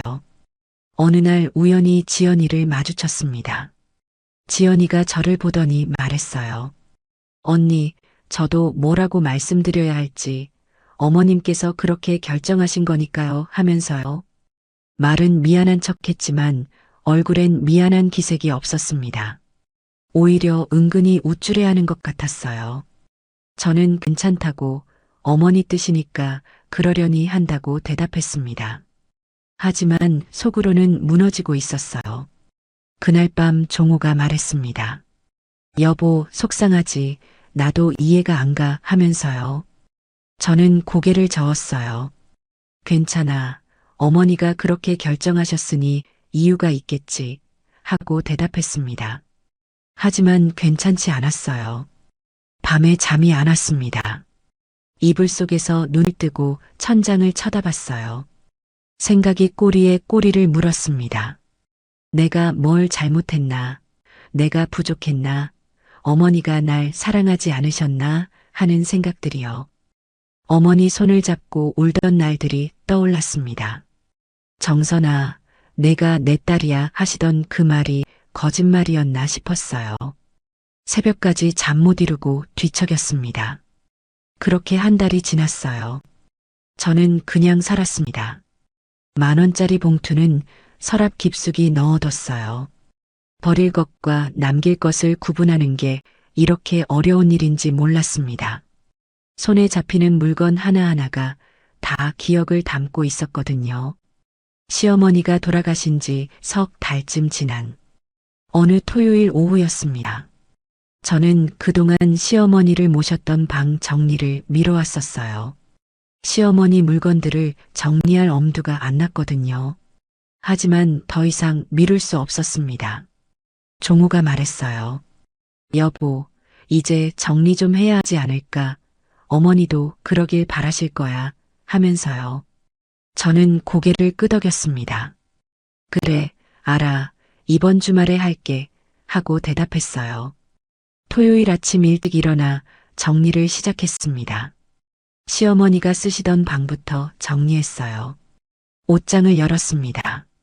시어머니 옷들이 그대로 걸려 있었어요. 자주 입으시던 남색 가디건, 회색 바지, 흰색 블라우스들이요. 저는 옷을 하나씩 꺼내면서 냄새를 맡았습니다. 시어머니 냄새가 아직 남아 있었어요. 은은한 비누 냄새와 시어머니만의 채취가 섞인 냄새였습니다. 그 냄새를 맡는데 눈물이 났어요. 저는 옷을 가슴에 안고 한참을 울었습니다. 어머니가 너무나 그리웠습니다. 한참을 울다가 정신을 차렸습니다. 아니야, 이러면 안 돼. 정리해야 해. 하고 스스로에게 말했어요. 옷을 박스에 담기 시작했습니다. 기부할 옷, 버릴 옷, 남길 옷으로 구분했어요. 서랍을 열었습니다. 시어머니 속옷, 양말, 손수건들이 들어 있었어요. 그것들도 하나하나 꺼내서 정리했습니다. 맨 아래 서랍을 열었을 때였어요. 오래된 물건들이 잔뜩 들어 있었습니다. 낡은 수첩, 옛날 사진들, 편지 몇 통, 그리고 잡동사니들이요. 저는 그것들을 하나씩 꺼내봤습니다. 사진 중에는 시어머니 젊은 시절 사진도 있었어요. 노점에서 떡볶이 파시던 모습, 고깃집에서 웃고 계신 모습, 종호와 진우 어린 적 사진들이요. 저는 그 사진들을 보면서 또 울컥했습니다. 어머니가 얼마나 고생하셨는지 알 수 있었어요. 사진 속 어머니는 웃고 계셨지만 그 웃음 뒤에 얼마나 많은 눈물이 있었을까 싶었습니다.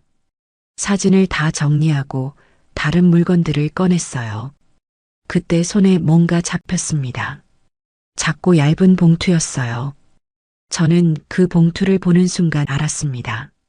이게 그 10,000원짜리 봉투구나 하고요.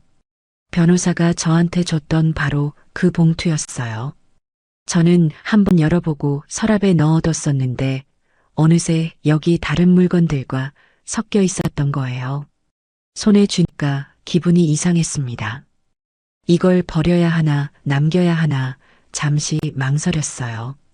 그냥 버리자, 다시 볼 필요 없어 하고 생각했습니다. 손을 들어 쓰레기통에 던지려고 했어요. 그런데 뭔가 이상했습니다. 저는 봉투를 다시 자세히 봤어요.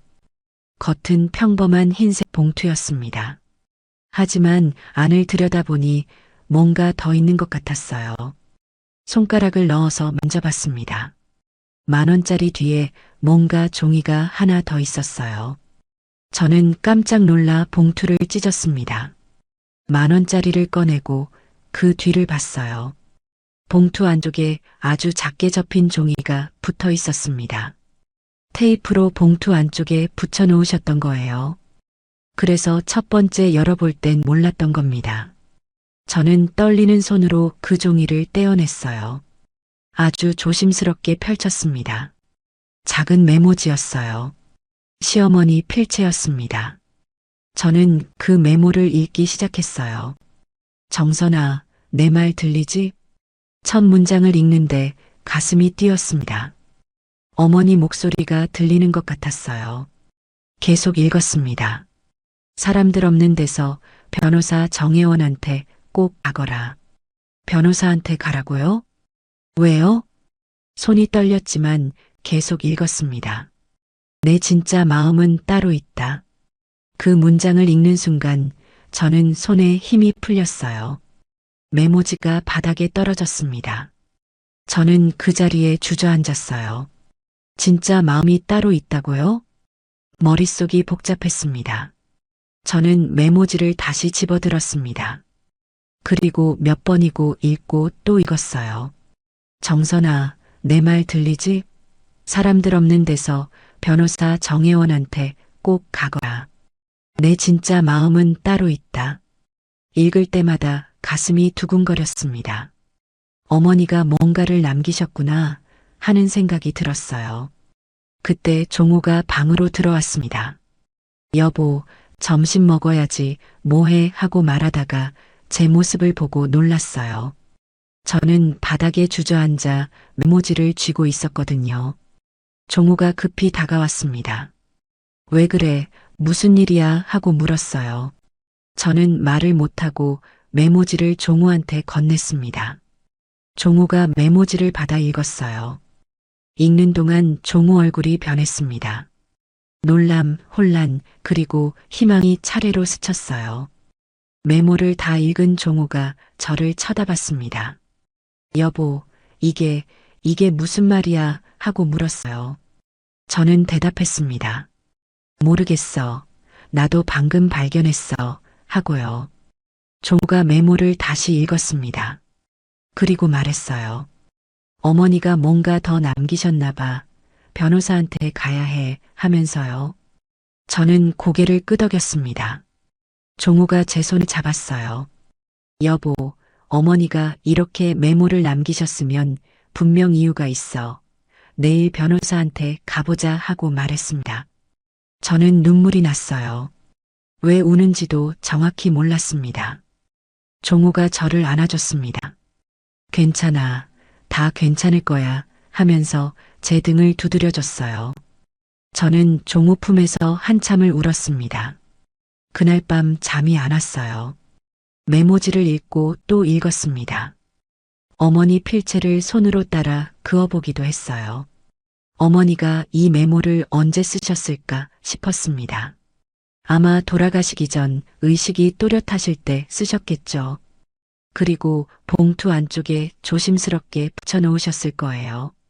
저만 발견하라고요. 왜 이렇게 숨겨놓으셨을까 생각했습니다.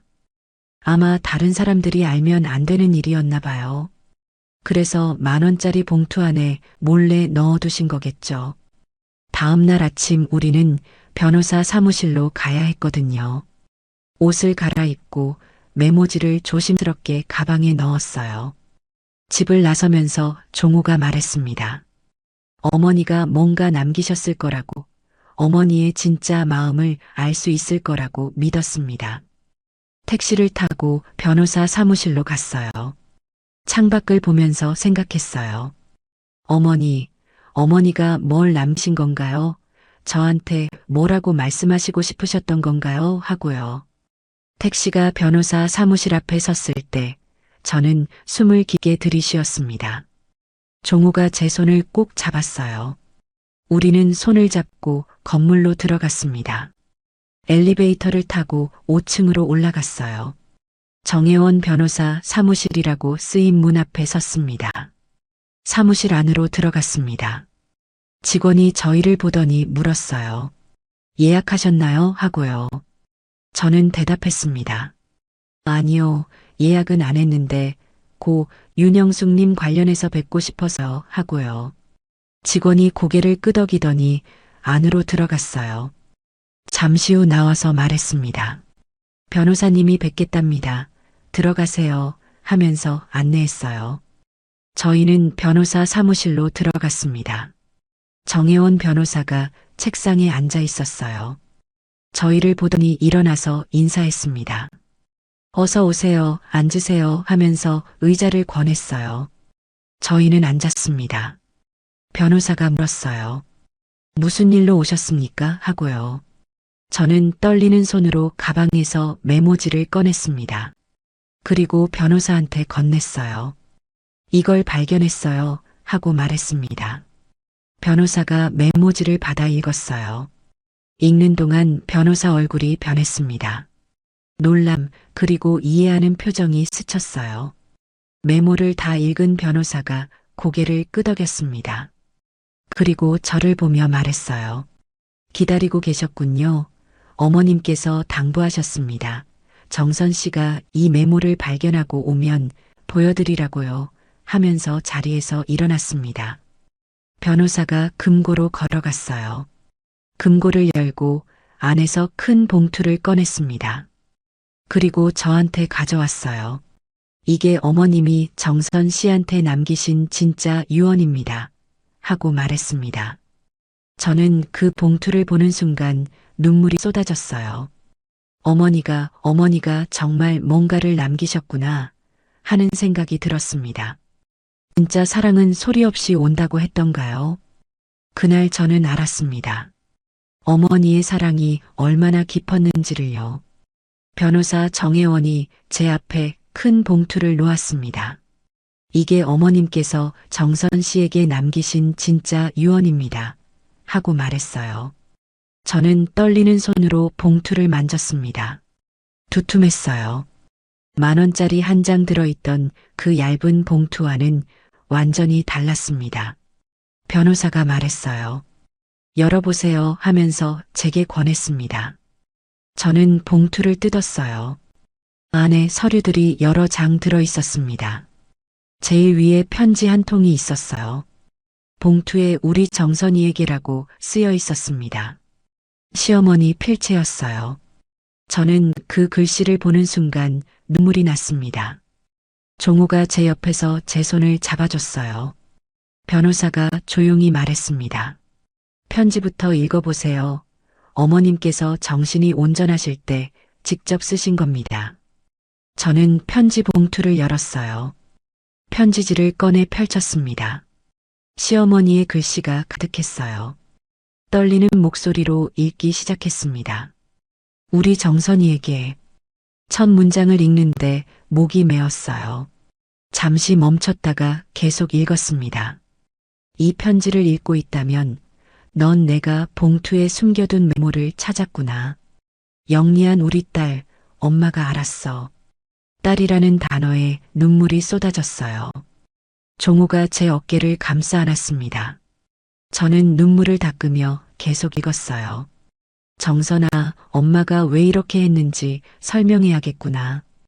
공개 유언장에서 진우 아내한테 집문서를 준 건 그 애가 결혼 전부터 울고불고 집을 달라고 했기 때문이야. 엄마는 거절하기 힘들었어. 진우도 동생이고 며느리도 며느리인데 너무 싫은 소리 하면 나중에 우리 집안이 갈라질까봐 걱정했단다. 그래서 겉으로는 지연이한테 집을 준다고 했어. 하지만 정선아, 그건 작은 집이야.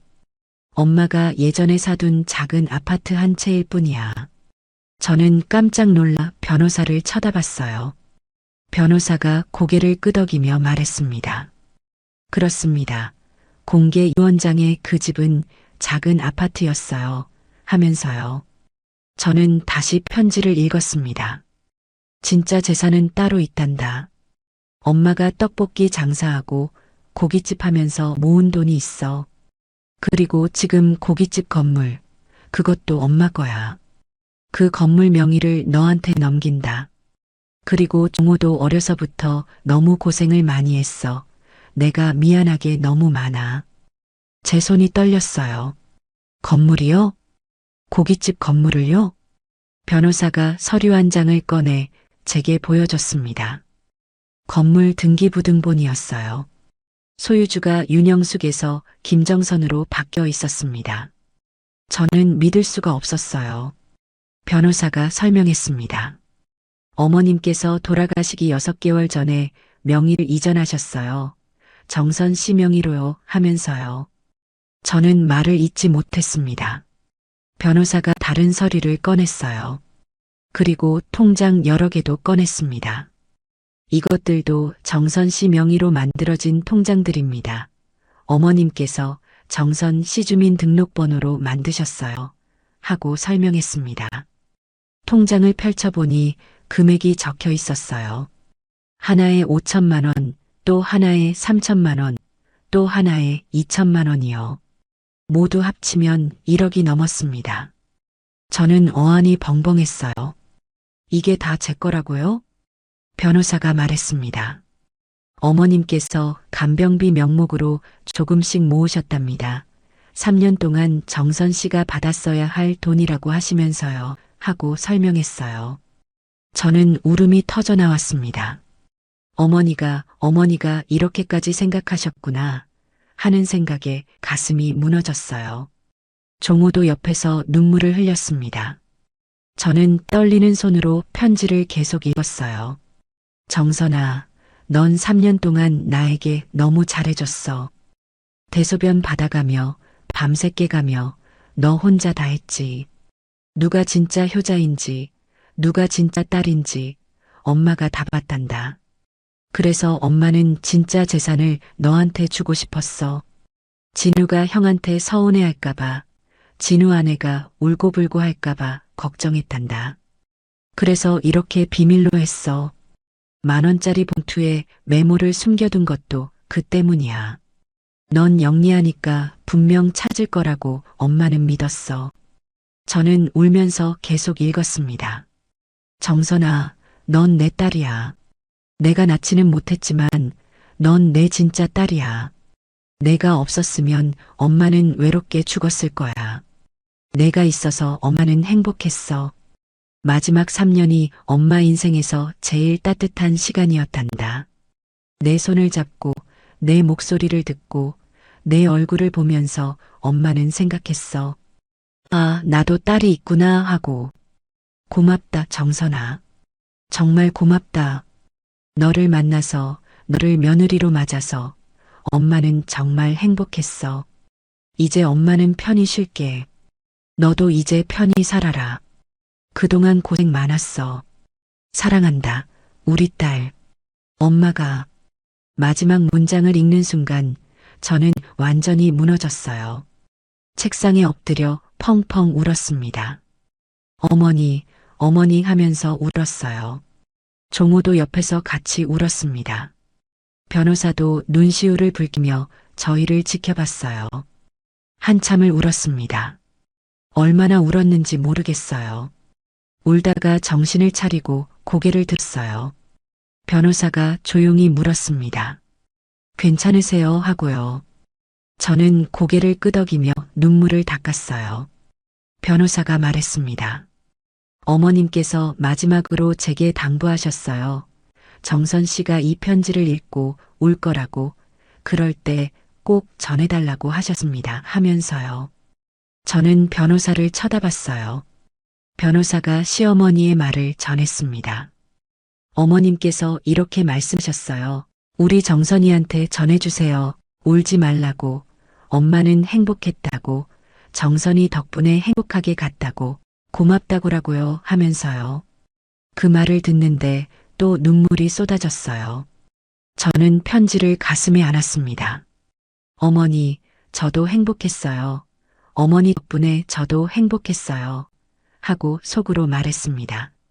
사무실을 나올 때 저는 봉투를 꼭 안고 나왔어요. 건물 등기부등본, 통장들, 그리고 어머니 편지가 다 들어 있었습니다. 밖으로 나오니 햇살이 따뜻했어요. 봄볕이 얼굴을 비쳤습니다. 종호가 제 손을 잡으며 말했어요. 여보, 어머니가 당신을 정말 사랑하셨어. 하면서요. 저는 고개를 끄덕였습니다. 네, 저도 알았어요. 하고 대답했어요. 집으로 돌아오는 길에 저는 창밖을 바라봤습니다. 거리의 사람들, 피어나는 꽃들, 푸른 하늘이 보였어요. 모든 게 아름다워 보였습니다. 집에 도착해서 어머니 편지를 다시 읽었어요. 몇 번이고 읽고 또 읽었습니다. 읽을 때마다 눈물이 났지만 이번엔 슬픈 눈물이 아니었어요. 고마운 눈물이었습니다. 그날 밤 저는 어머니 유품을 꺼냈어요. 어머니가 자주 입으시던 가디건, 어머니 사진, 그리고 편지를 함께 놓았습니다. 그 앞에 앉아 말했어요. 어머니, 이제야 알았어요. 어머니 마음을 이제야 알았어요. 하고요. 저는 어머니 사진을 보며 말했습니다. 어머니, 저도 어머니 딸이었어요. 진짜 딸이었어요. 하면서 울었어요. 그날 밤 꿈에 어머니가 나오셨어요. 어머니가 웃고 계셨습니다. 정선아, 잘 찾았구나. 하고 말씀하시는 것 같았어요. 저는 꿈속에서 어머니를 안았습니다. 어머니 사랑해요 하고 말했어요. 어머니도 저를 안으며 말씀하셨습니다. 나도 사랑한다. 우리 딸 하면서요. 몇 달이 지났습니다. 저는 어머니가 남겨주신 고깃집 건물을 계속 운영하기로 했어요. 어머니가 평생 갖고 온 가게를 제가 이어가고 싶었습니다. 가게 이름은 그대로 뒀어요. 영숙이네 고깃집이라고요. 가게를 운영하면서 저는 매일 어머니를 생각합니다. 손님들이 고기를 구워 먹을 때 저는 어머니가 여기 계신 것 같아요. 어머니 웃음소리가 들리는 것 같고 어머니 손길이 느껴지는 것 같습니다. 진우 부부는 가끔 가게에 와요. 지연이는 처음에 표정이 복잡했습니다. 아마 건물이 제 명의인 걸 나중에 알았나 봐요. 하지만 저는 신경 쓰지 않았어요. 어머니가 결정하신 일이고 어머니 뜻이니까요. 어느 날 저는 어머니 산소에 갔습니다. 봄꽃을 들고 갔어요. 산소 앞에 꽃을 놓고 앉았습니다. 어머니, 저 잘 살고 있어요. 하고 말했어요. 어머니가 남겨주신 것들로 잘 살고 있어요. 가게도 잘 되고 있어요. 하고요. 바람이 불었습니다. 나뭇잎이 흔들리고 꽃잎이 떨어졌어요. 저는 그 바람 속에서 어머니 목소리를 들은 것 같았습니다. 잘하고 있어. 우리 딸 하는 목소리요. 저는 웃으며 말했어요. 네, 어머니, 저 잘하고 있어요. 하고요. 그날 저는 오랜만에 마음이 편안했습니다. 집으로 돌아오는 길에 생각했어요. 사랑은 돈으로 잴 수 있는 게 아니구나 하고요. 어머니가 남겨주신 건 돈이나 건물이 아니었어요. 진짜 남겨주신 건 사랑이었습니다. 넌 내 딸이야 라는 그 말이었어요. 그 말이 저를 살게 했고 그 말이 저를 일으켜 세웠습니다. 지금도 힘들 때면 어머니 편지를 꺼내 읽어요. 읽을 때마다 힘이 납니다. 어머니가 저를 사랑하셨다는 것, 제가 어머니 딸이었다는 것, 그것만으로도 충분합니다. 저는 오늘도 가게에 나가 고기를 굽습니다. 손님들을 맞이하고 웃으며 일합니다. 어머니가 그러셨던 것처럼요. 그리고 가끔 하늘을 올려다보며 생각합니다. 어머니, 저 잘 살고 있어요. 어머니 딸로 살고 있어요. 하고요. 그 생각만으로도 제 하루는 따뜻합니다. 어머니의 사랑이 아직도 제 곁에 있으니까요. 진짜 가족은 피가 아니라 마음으로 만들어지는 것 같습니다. 어머니는 제게 그걸 가르쳐 주셨어요. 그리고 저는 평생 그 가르침을 안고 살아갈 겁니다. 어머니 사랑합니다.